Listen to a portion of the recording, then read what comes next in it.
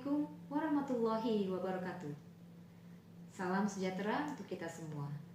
Perkenalkan, saya Nurse Dwi Widastuti Magister Keperawatan, dosen dari Program Studi Sarjana Keperawatan, Fakultas Ilmu Keperawatan, Universitas Muhammadiyah Kalimantan Timur.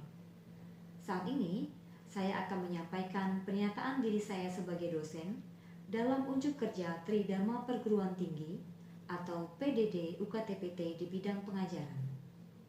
Adapun mata kuliah yang akan saya sampaikan adalah Keperawatan Gerontik 1. Mata kuliah Keperawatan Gerontik 1 adalah mata kuliah wajib di semester 6 dengan kode KEP 21303 yang berjumlah 2 SKS teori. Mata kuliah ini membekali mahasiswa dengan kompetensi dalam memahami, menerapkan, dan menganalisis berbagai asuhan keperawatan pada lansia, baik dari segi biologis, psikologis, sosial, maupun spiritual.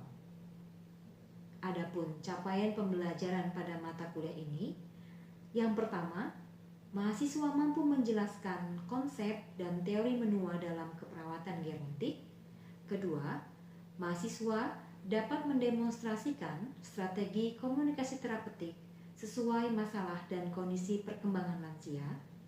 Ketiga, mahasiswa mampu menyusun asuhan keperawatan yang meliputi pengkajian, diagnosis, dan perencanaan intervensi keperawatan pada lansia. Adapun deskripsi dari mata kuliah ini adalah mata kuliah Keperawatan Gerontik 1 berfokus pada konsep dasar keperawatan gerontik, berbagai teori keperawatan gerontik, dan asuhan keperawatan dalam pemenuhan kebutuhan dasar lansia. Penerapannya pada asuhan keperawatan gerontik melingkupi pembahasan mengenai kebutuhan bio, psiko, sosial, spiritual pada lanjut usia dengan sasaran individu, keluarga, dan kelompok atau komunitas. Materi yang ada dalam perkuliahan ini diantaranya adalah 1. Konsep dasar keperawatan gerontik, 2. Teori-teori penuaan, 3. Perubahan biopsikososial spiritual pada lansia, 4. Komunikasi terapeutik pada lansia dan keluarga, 5. Asuhan keperawatan dengan perubahan fisiologis dan psikososial pada lansia, 6. Isu dan strategi promosi kesehatan pada lansia, dan 7. Pelayanan kesehatan lansia di komunitas yang meliputi puskesmas santun lansia, posyandu lansia, dan panti werda. Adapun strategi pembelajaran yang digunakan dalam perkuliahan ini adalah metode discovery learning, diskusi kasus, serta menyusun asuhan keperawatan pada lansia. Mata kuliah ini ditempuh dalam 16 minggu efektif, yang termasuk di dalamnya adalah ujian tengah semester di minggu ke-8 dan ujian akhir semester di minggu ke-16. Pada mata kuliah ini memiliki beberapa penilaian, diantaranya ujian tengah semester, ujian akhir semester, penugasan yang meliputi penugasan individu maupun penugasan kelompok, serta aktivitas partisipatif dari mahasiswa, termasuk dalamnya adalah kehadiran dan keaktifan di kelas. Adapun referensi yang mendukung pengajaran pada perkuliahan ini yaitu menggunakan buku keperawatan gerontik maupun gerontologi, baik yang berasal dari luar maupun dalam negeri, dan buku asuhan keperawatan yang terdiri dari SDKI, SLKI, dan SIGI. Adapun penilaian pada perkuliahan ini, mata kuliah ini diantaranya melalui ujian tengah semester, ujian akhir semester, aktivitas partisipatif berupa kehadiran dan keaktifan di dalam kelas, dan penugasan, baik penugasan individu maupun penugasan kelompok. Selain itu, pada mata kuliah ini didukung juga dengan menggunakan sumber referensi berupa buku keperawatan gerontik yang berasal dari luar maupun dalam negeri, serta buku asuhan keperawatan yang terdiri dari SDKI, SLKI, dan SIKI. Berikut ini adalah cuplikan pembelajaran yang saya lakukan untuk materi konsep dasar keperawatan gerontik. Assalamualaikum warahmatullahi wabarakatuh. Assalamualaikum warahmatullahi wabarakatuh. Ya, alhamdulillah. Hari ini kita bertemu kembali, mahasiswa sekalian. Apa kabarnya? Baik, Bu. Baik, Ibu. Alhamdulillah. Salam sehat dan semangat ya. Untuk hari ini kita akan melakukan perkuliahan tatap muka melalui online. Semoga tidak mengurangi semangat untuk belajar dan memahami untuk materi hari ini, gitu ya. Baik, mahasiswa sekalian, karena ini pertemuan perdana, saya ucapkan selamat datang di perkuliahan untuk mata kuliah keperawatan gerontik 1. Nah, pada hari ini saya akan menyampaikan kepada Anda semua suatu materi yang akan menjadi fondasi dasar bagi Anda semua untuk memahami tentang pemberian asuhan keperawatan pada lanjut usia, baik pada lansia yang sehat maupun lansia yang sakit. Sebelum kita mulai lebih awalnya, mari kita bersama berdoa sesuai dengan agama dan kepercayaannya. Dipersilahkan.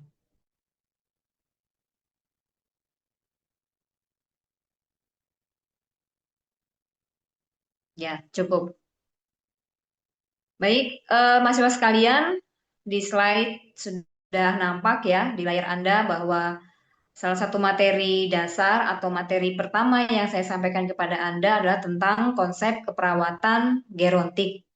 Ya, mengapa konsep keperawatan gerontik ini perlu disampaikan? Karena ada sub capaian pembelajaran yang harus Anda kuasai. Ya, adapun sub capaian pembelajaran mata kuliah ini adalah mahasiswa mampu menjelaskan tentang konsep dasar keperawatan gerontik. Nah, agar membantu Anda untuk bisa menjelaskan, memahami tentang keperawatan gerontik, maka akan didukung dengan materi-materi berikut ini ya, dari pengertian gerontik dan gerontologi, kemudian kategori lansia, tujuan umum dan tujuan khusus keperawatan gerontik, sampai dengan peran dan tanggung jawab perawat gerontik. Baik, sebelum kita masuk ke dalam materi lanjutnya, pertanyaan. Pernah, Bu. Nah, bila Anda mendengar kata lansia, apa yang terbersit di dalam benak Anda? Silakan, boleh sambil sebutkan namanya. Kata Yuni, Bu. Ya, silakan Yuni. Bu, lansia itu orang yang sudah sepuh, Bu. Terus mengalami penurunan di kondisi fisiknya, Bu. Oke, good. Ini berarti kayaknya sering ya, sehingga bisa mendeskripsikan ketika mendengar lansia atau lanjut usia langsung bisa ketemu kata-kata sepuh begitu ya. Orang Iya, yang Bu. tua begitu. Oke, good Yuni. Nah, kemudian selanjutnya kita masuk ke slide berikutnya. Nah, di slide ini Anda semua melihat ada data ya bahwa sebenarnya penuaan itu terjadi secara global atau di seluruh dunia. Ya, kalau dari slide ini dipaparkan bahwa ada beberapa negara yang saat ini itu memiliki jumlah lansia yang cukup tinggi.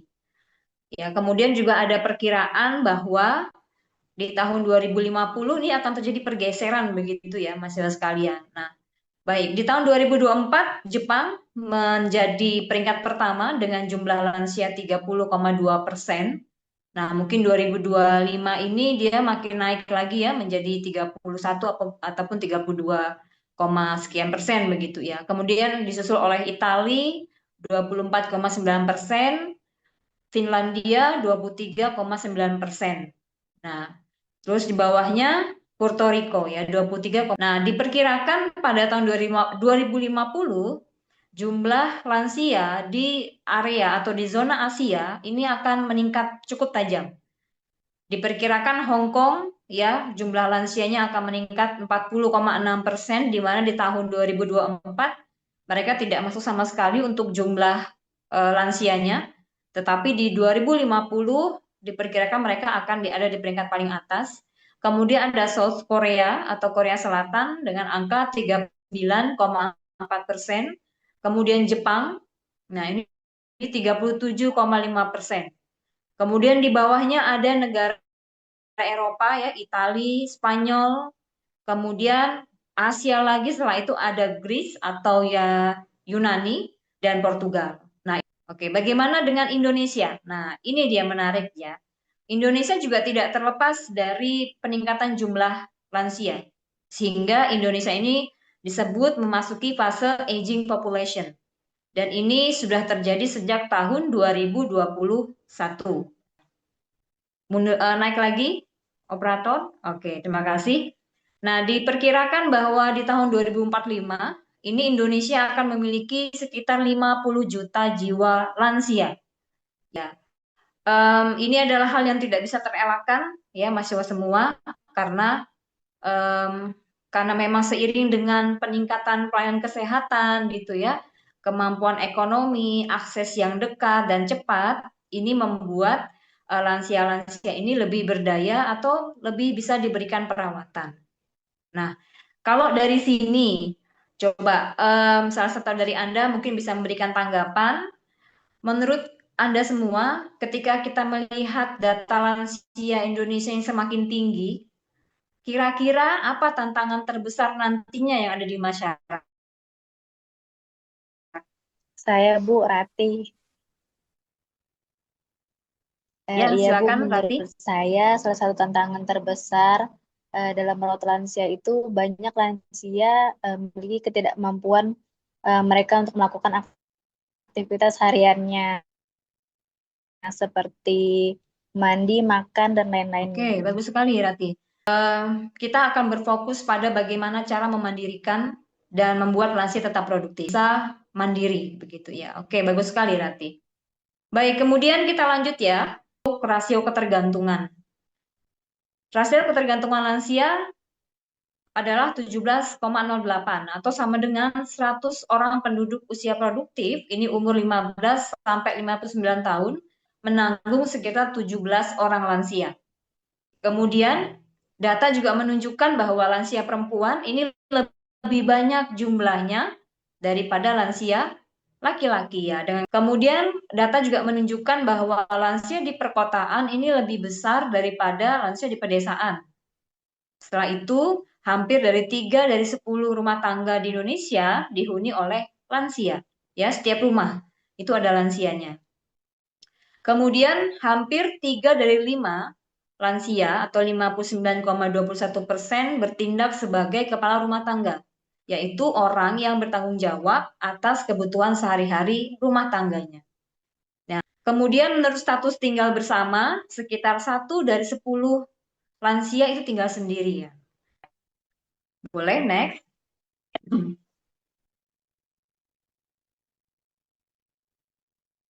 Baik.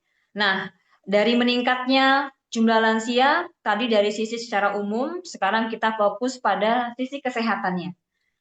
Di sini data menunjukkan bahwa sekitar 2 dari 5 lansia atau 41,49% mengalami keluhan kesehatan selama sebulan terakhir dengan angka morbiditas atau angka kesakitan lansia sebesar 19,72%. Nah, apa yang sering menjadi keluhan kesehatan lansia? Yang paling sering dialami itu adalah demam ya atau panas, kemudian batuk, pilek, diare, sakit kepala, maupun keluhan yang disebabkan oleh penyakit menahun, disabilitas, kecelakaan, atau keluhan kesehatan lainnya. Tetapi memang dia, nah ini yang menarik, mahasiswa sekalian. Sebagai calon perawat, Anda harus bisa membedakan yang pertama istilah gerontologi. Nah, gerontologi ini adalah istilah yang biasanya diartikan tentang penuaan dan atau lanjut usia. Ini terkait aspek atau termasuk aspek biopsikososial penuaan, kesehatan, sosial ekonomi, perilaku, lingkungan, dan lain-lain. Ya, kemudian kalau geriatrik, ini berkaitan dengan istilah terkait penyakit atau kecacatan yang terjadi pada orang yang berusia lanjut. Ya, kalau Anda lihat dari dua istilah ini, perbedaannya cukup mencolok begitu ya. Kalau gerontologi ini melihat lansia atau proses penuaan itu secara menyeluruh, tidak hanya secara fisik, tidak hanya secara sosial, tapi keseluruhan aspek itu dilihat, gitu ya, dikaji, kemudian dicoba cari jalan keluarnya. Kalau geriatrik, fokusnya adalah pada penyakit atau kecacatan yang terjadi pada orang berusia lanjut. Ini biasanya memang dokter ya, dokter yang memiliki keahlian pelatihan khusus untuk menangani masalah kesehatan pada lansia. Nah, bagaimana dengan definisi keperawatan gerontologi? Ini adalah termasuk dalam disiplin atau skop ilmu praktik keperawatan. Nah, fokus utamanya apa? Fokus utamanya adalah promosi kesehatan dan pencegahan penyakit. Ya, dalam keperawatan gerontik adalah untuk meminimalisasi hilangnya kemandirian yang berhubungan dengan penurunan fungsi dan penyakit yang dialami oleh lansia. Oke, selanjutnya. Nah, ini kategori lansia. Ya, mahasiswa sekalian, ada dua sudut pandang atau dua sumber ya yang mengkategorikan siapa itu lansia. WHO atau Badan Kesehatan Dunia ini mengklasifikasikan 4 jenjang, 4 kategori begitu ya. Dari usia pertengahan antara 45 sampai 59 tahun, usia lanjut usia 60 sampai 74 tahun, usia tua antara 75 sampai 90 tahun, sangat tua atau usia di atas 9 gitu. Oke. Next. Nah, ini dia tentang keperawatan gerontik menurut Undang-Undang RI nomor 38 tahun 2014. Wah, ternyata ini sudah diatur dalam undang-undang kita di Indonesia ya. Jadi keperawatan gerontik itu didefinisikan sebagai pelayanan profesional yang berdasarkan ilmu dan kiat atau teknik keperawatan yang berbentuk bio, psikososial, spiritual, dan kultural yang holistik yang ditujukan pada klien lanjut usia, baik sehat maupun sakit, pada tingkat individu, keluarga, kelompok, dan masyarakat. Jadi baik, kita lanjutkan. Nah, tadi sudah ke definisi. Sekarang saya sampaikan tentang lingkup asuhan keperawatan gerontik gitu ya. Nah, ini fokusnya adalah pada kebutuhan dasar manusia. Karena seringkali memang kebutuhan dasar manusia pada lansia ini seringnya memang tidak terpenuhi. Jadi supaya terpenuhi, maka asuhan keperawatan gerontik ini atau keperawatan gerontik ini akan berfokus pada apa? Yang pertama, pencegahan. Pencegahan terhadap ketidakmampuan akibat proses penuaan. Ya, tadi salah satu contohnya adalah pergerakan, begitu ya. Kemudian yang kedua adalah perawatan yang ditujukan untuk memenuhi kebutuhan akibat proses penuaan. Kemudian yang ketiga fokusnya adalah pada pemulihan. Ini ditujukan untuk mengatasi keterbatasan akibat proses penuaan. Nah, gitu. Oke, selanjutnya. Nah, ini tujuan umum ya, mahasiswa sekalian. Tujuan umum dari keperawatan gerontik yang pertama adalah peningkatan kesehatan atau health promotion dengan melakukan edukasi kesehatan.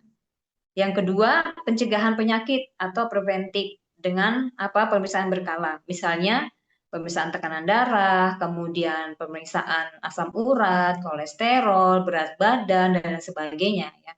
Kemudian yang ketiga, mengoptimalkan fungsi mental dengan pendekatan spiritual. Keempat adalah mengatasi gangguan kesehatan umum dengan upaya kerjasama dengan tim medis untuk pengobatan begitu. Oke, selanjutnya tujuan khusus. Nah, tujuan khususnya ini kalau Anda lihat semua mahasiswa bahwa yang pertama, lansia dapat melakukan aktivitas sehari-hari secara mandiri dan produktif. Ya, ini pasti selalu menjadi tujuan utamanya. Nah, tujuan khusus berikutnya adalah mempertahankan kesehatan serta kemampuan lansia seoptimal mungkin. Nah, yang ketiga adalah membantu, mempertahankan, dan meningkatkan semangat hidup lansia atau life support. Nah, kemudian yang keempat adalah menolong dan merawat klien lanjut usia yang menderita penyakit kronis maupun akut, tenaga kesehatan yang lain. Kemudian yang kelima adalah memelihara kemandirian lansia yang sakit seoptimal mungkin. Nah, jika kalian menjadi perawat gerontik di puskesmas, karena sudah pernah di puskesmas nih, Nah, kalau misalnya Anda tahu ini lansia memiliki tekanan darah tinggi, kemudian tidak mampu berangkat atau tidak mampu ke puskesmas untuk memeriksakan diri.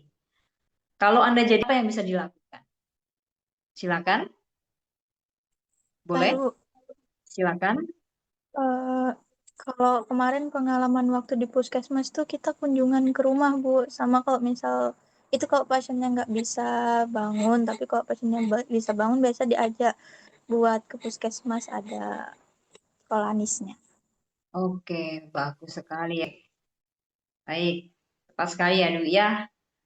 Baik, nah di layar sudah Anda perhatikan ya, ini ada peran perawat gerontologi atau peran perawat gerontik. Ada peran-peran tertentu yang harus diperkuat begitu ya. Nah, yang pertama adalah direct caregiver. Direct caregiver ini ya pemberian perawatan langsung. Ya, seperti apa? Ya, mengukur tekanan darahnya, kemudian melakukan pengkajian kesehatan begitu ya, sehingga bisa memonitor secara langsung em, skala kesehatan lansia. Kemudian yang kedua, peran perawat adalah sebagai teacher atau kita sebut sebagai edukator ya, pemberi pendidikan. Di sini lansia akan dikenalkan dengan atau disampaikan atau diberikan informasi tentang perubahan-perubahan yang terjadi di masa penuaan, ya, tanda gejala apa namanya satu penyakit, misalnya hipertensi, kemudian pencegahan jatuh, ya ini tidak hanya di lansia tapi juga pada keluarganya, ya. Kemudian perawat sebagai leader. Leader ini dalam artian bahwa kita yang akan menjadi koordinator dari perawatan si lansia, ya.